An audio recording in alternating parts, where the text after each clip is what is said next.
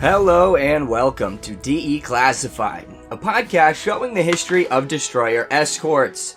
Each month, a member of Slater's education crew will highlight a specific destroyer escorts and share the stories of the sailors who served aboard these trim but deadly ships. My name is Tyler, and I'm an intern aboard the USS Slater. Today, we are going to DE Classify the USS Stafford.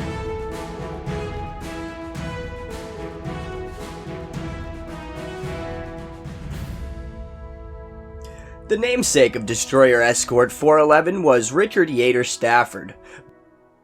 Born on December 11, 1916 in Windsor, Missouri, the son of Frederick and Minnie Stafford, Richard graduated from the University of Missouri with a degree in business and public administration in 1938. After college, Richard Stafford enlisted in the United States Marine Corps Reserves on October 19, 1940, at the age of 23. It was on February 20th, 1940 that Stafford accepted appointment as a second lieutenant at Quantico, Virginia, remaining there until the 29th of May, when he was restationed to Camp Elliott in San Diego, California. Stafford was stationed at Camp Elliott from June 16, 1941 until July of 1942, where he was promoted to first lieutenant on April 11, 1942.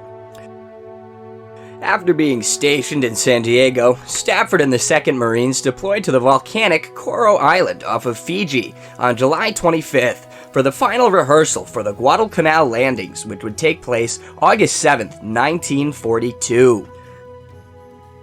As commanding officer of C Company 1st Battalion 2nd Marines, Stafford was promoted to captain on September 12, 1942, after only just a month in the field. Captain Richard Stafford was posthumously awarded the Silver Star Medal for heroic actions between October 9th and the 11th. Captain Stafford led his company of Marines on a forced march through the dense jungles and swamps of Guadalcanal. Upon arriving at his objective, Stafford realized the enemy position was stronger and much more reinforced than had been originally expected, and the ensuing firefight was very intense. Captain Stafford led his men in the assault and was killed by a Japanese rifleman. His citation reads, "For his conspicuous gallantry and intrepidity as commanding officer, which constituted an inspiration to the men of his command in the fulfillment of an important mission." Now that you know the background of her namesake, let's talk about the USS Stafford's specifications. The USS Stafford, Destroyer Escort 411, was a John C. Butler-class destroyer escort. Construction began when her keel was laid down on November 29, 1943 in Houston, Texas, at Brown Shipbuilding Company. She was launched on January 11, 1944. Under the command of Lieutenant Commander Volney H. Craig, Jr., United States Naval Reserve. She weighed 1,350 tons. She was 306 feet long and 36.8 feet wide at the beam, with a top speed of 24 knots. DE-411 had a complement of 201 enlisted sailors and 14 officers. The armaments aboard this vessel were numerous and consisted of 2 single 5-inch guns, 2 twin 40mm Bofors anti-aircraft weaponry, and 10 20mm Oerlikon AA guns. Now, along with the anti-aircraft weaponry, the Stafford also carried 1 triple 21-inch torpedo tubes, 8 depth charge racks, and anti-submarine projectiles known as hedgehogs. The Stafford's wartime service began upon the completion of fitting around the Galveston-Houston area. Stafford sailed alongside with the USS La Prade on May 7, 1944, for Bermuda to engage in her shakedown training. Her shakedown cruise was interrupted from May 17th through the 19th when the Stafford joined forces with the convoy Gus 38 and escorted the fleet oiler Merrimac AO-37 into the waters of Bermuda. The USS Stafford completed training in post-shakedown availability early June. It was on June 9th, 1944 that the USS Stafford joined the Italian submarine Vortice off of Bermuda to escort that submarine north. 3 days later, on June 12th, the USS Stafford was relieved by YMS 169, an auxiliary motor minesweeper, at the entrance of Casco Bay, Maine. After being relieved, the Stafford moored at Charleston just outside of Boston, undergoing post-shakedown overhaul at the Boston Navy Yard from the 13th of June till the 22nd. The Stafford then headed south to moor at Norfolk, Virginia 2 days later. Then, on June 26, 1944, Stafford once again joined by the La Prade, now along with the USS Wasatch, the Mount McKinley-class amphibious force command ship, would sail along to create Task Unit 29.6.6 off of the Capes of Virginia to travel south along the Panama Canal. The 3 ships of the task unit ventured through Panama Canal on July 3rd and moored at Balboa in Panama City. Following Independence Day 1944, she reported to the Pacific Fleet for duty and sailed to San Diego. Following repairs at the destroyer repair base in San Diego, the Stafford was underway once again with the USS La Prade for Hawaii, reaching Pearl Harbor July 25th. For almost a month, the crew of the Stafford engaged in anti-submarine warfare training in the Hawaiian Islands. Several weeks later, on August 18th, the USS Stafford, along with destroyer escort the USS Fiberling, sailed out of Pearl Harbor escorting Task Unit 16.8.1 to the Marshall Islands, arriving in Kwajalein a week later. The Stafford would escort the SS Coast Skipper to Mayuro the following day, August 26th. 3 days later, on August 29th, the Stafford joined the USS Dione, destroyer escort 261, in the screen of the escort carrier the USS Thetis Bay, CVE 90. The 3 warships arrived at Pearl Harbor on September 3rd, and the Stafford would operate out of Pearl Harbor for just under 2 months' time. During this period, the Stafford's crew would participate in more anti-submarine warfare training. On Halloween 1944, the Stafford departed Pearl Harbor after 2 months of anti-submarine warfare training and was appropriately assigned the task of finding and neutralizing a known enemy submarine threat hindering the Pacific sea lanes.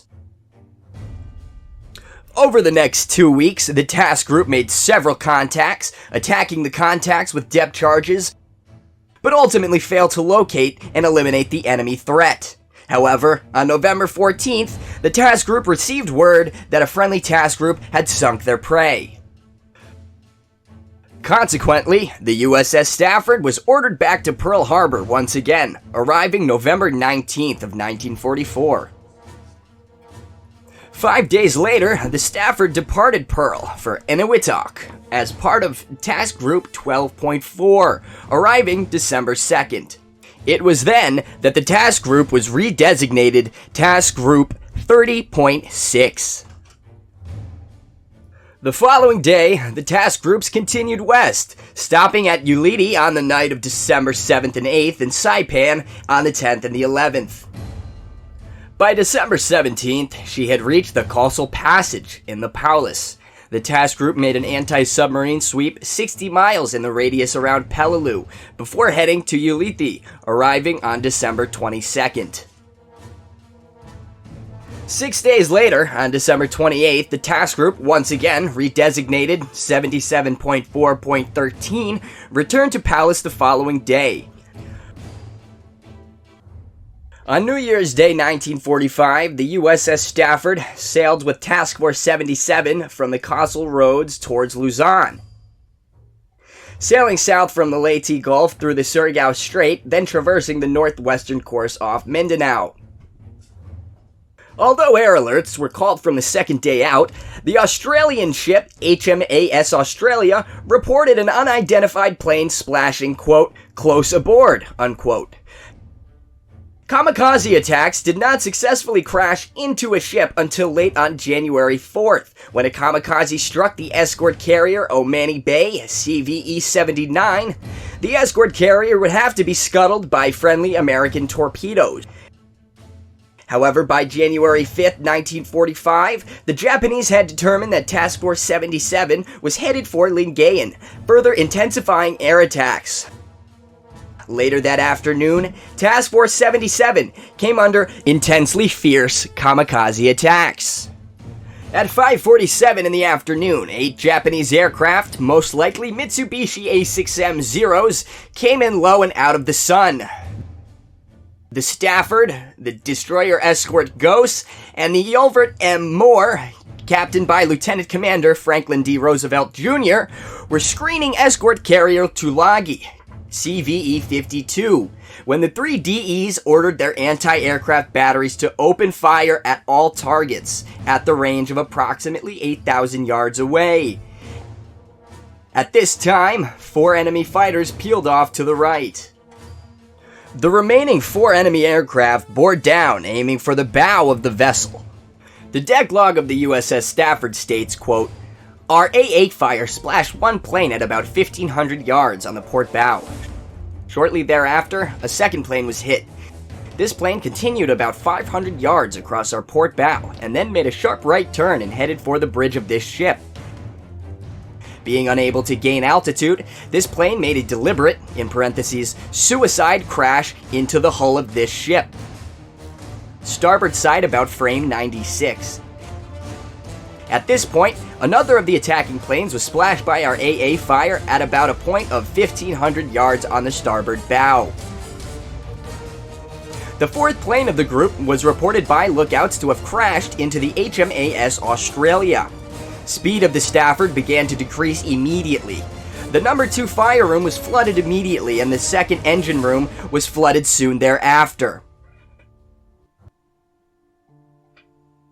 The crashed Japanese aircraft had made a large hole in the hull in the vicinity of the distilling plant. The forward bulkhead to the number 2 engine room was also penetrated, causing that space to flood, but more slowly. At this point, preparations were made to abandon ship in the case that flooding could not be controlled. All classified communication material was ordered to be destroyed. Destroyer escorts USS Halligan and the USS WWII Moore stood by to take off survivors. The USS Halligan would take aboard 55 men and 3 officers. It was decided, though, that the flooding could in fact be checked, and an attempt would be made to save the ship, keeping on board only a nucleus crew. A tow was requested, and all of her topside depth charges, K-guns, and loading machines were to be jettisoned to maintain stability of the floundering vessel. The USS Halligan dispatched a rescue and repair party to assist the vessel remain afloat. The battered vessel then accompanied the USS Talbot to Lingayen Gulf, arriving January 10th. The 54 men and 3 officers, one of these men succumbing to his wounds aboard the Halligan, were returned to their original ship, even though serious doubt about the ship's condition was beginning to prevail amongst the crew. Following the transfer of personnel, an alert was sounded as a lookout spotted 3 Japanese attack planes. One plane, identified as a Japanese Nakajima B-5N, was shot down. The other planes were splashed into the harbor. On January 11th, as the Stafford regrouped with other vessels, forming a slow-moving convoy, the Stafford managed to escape heavy attack by enemy aircraft once again. The Stafford arrived in Leyte January 16th, hindered by a critical supply of fresh water. The Stafford was instructed to sail for Manus for temporary repairs. She soon got underway for Pearl Harbor, and now operating independently, she departed Pearl for Mare Island Dry Dock in California, arriving March 4th, 1945. Repairs, trials, and replacements were fitted and completed on May 6th. The USS Stafford once again sailed the Golden Coast, destined for Pearl Harbor. Due to the damage received on January 5th, the Stafford lost some of her speed and maneuverability. To counteract this fault, Her torpedo tubes were replaced with 2 quad 40mm Bofors guns.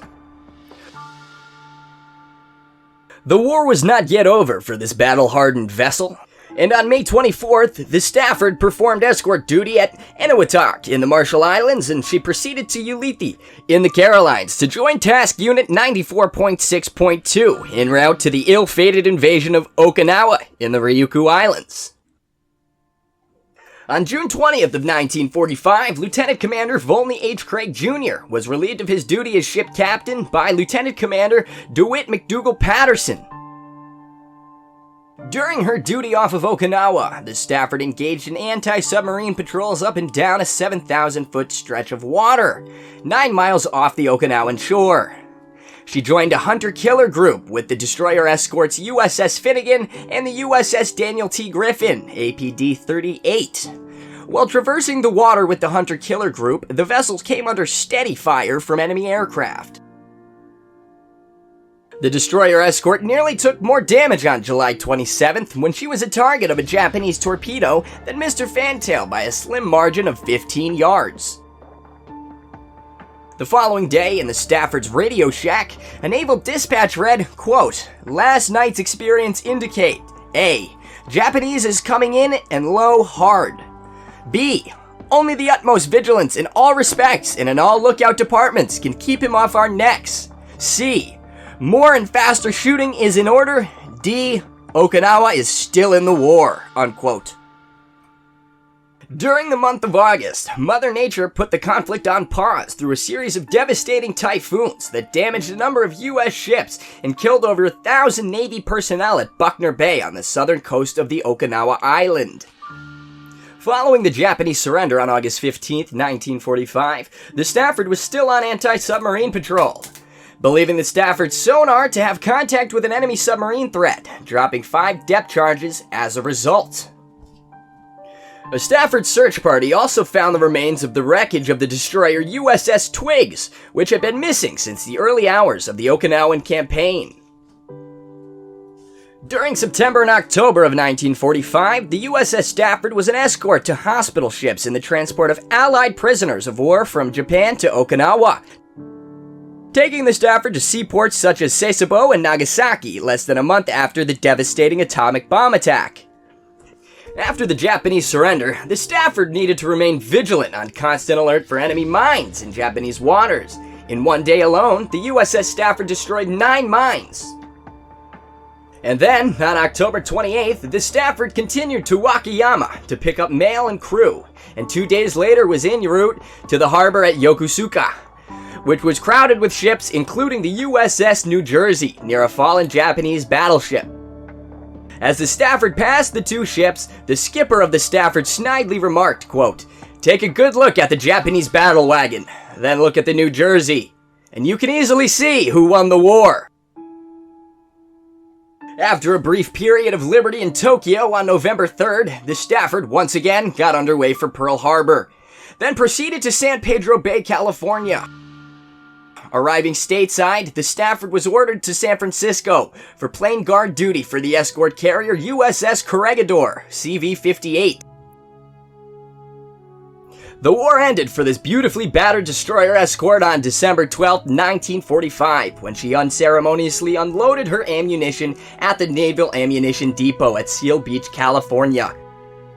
The USS Stafford, destroyer escort 411, was decommissioned May 16, 1946. In the report of war damage, the chief of the Bureau of Ships stated, quote, "The offensive fighting efficiency of the ship after damage was negligible. Defensively, all armament was operative, at least in local control. The lack of speed and maneuverability due to the flooding and to the loss of half the engine plant was the most serious result that affected the fighting efficiency. The engineering plant was being operated split, and no failures or interruptions occurred in either propulsion or auxiliary services from the forward plant. The ship survived after action winds of 30 to 40 knots, rough seas, and moderate short swells, although under these conditions, speed was reduced to 4 to 5 knots, unquote. From the large amount of shrapnel and blast damage, and from the metal fragments collected, it is believed that the enemy aircraft was carrying a bomb which exploded with a low-order detonation on impact, and was centered at about frame 95 starboard and to the waterline of Destroyer Escort 411. Once again, quoting from the report of war damage, quote, "The impact ripped a rectangular hole into the hull about 16 feet wide and 12 feet deep. The indentation extended from bulkhead 86 through frame 105, a distance of 33 feet from the main dock to the bilge keel," unquote. Now, quoting the after-action report, quote, "It is believed that this ship was selected as a suicide target because of the extremely heavy and effective fire being developed. Of the 3 guns, it is considered that the 40mm is the most effective. In order to defeat suicide attacks, it is necessary to completely destroy the attacking plane at a considerable distance from the ship. Moderate damage and killing the pilot do not appear sufficient. For this reason, the 20mm gun is of little to no value," unquote. In an after-action report from the protected escort carrier Tulagi, CVE-72, it states, quote, "Too much credit cannot be given to the determination and zeal of the commanding officer, Volney H. Craig Jr., and the crew of the USS Stafford in having their ship to fight future battles. The commanding officer is deserving of the highest commendation, and in separate correspondence, he is being recommended for an appropriate reward." Now, I would be doing my listeners a disservice by not mentioning that aboard the USS Slater, we have a variety of artifacts from the USS Stafford, including fragments from the January 5th Kamikaze attack, down in our collection space, along with other artifacts that allow us to keep the history of these trim but deadly ships alive.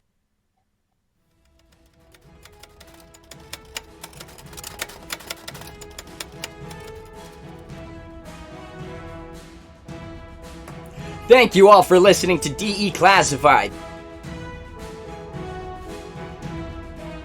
This podcast is brought to you by the Destroyer Escort Historical Museum aboard the USS Slater.